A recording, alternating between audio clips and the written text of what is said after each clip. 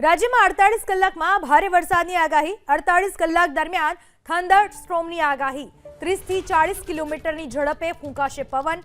આજે સુરત, નવસારી, વલસાડમાં ભારે વરસાદની આગાહી। તો તાપી, ભરૂચ, નર્મદામાં પણ વરસી શકે છે ભારે વરસાદ। અન્ય જિલ્લામાં સામાન્યથી મધ્યમ વરસાદની આગાહી કરવામાં આવી છે। અમદાવાદ શહેરમાં સામાન્યથી મધ્યમ વરસાદની આગાહી કરવામાં આવી છે। दिन तक गुजरात ही सौराष्ट्र कच्छ में बारिश रहेगी। लगभग fairly widespread Gujarat region में एक्सपेक्टेड करें, साउथ गुजरात रीजन में और सौराष्ट्र में स्कैटर्ड से लेके आइसोलेटेड तक बारिश है।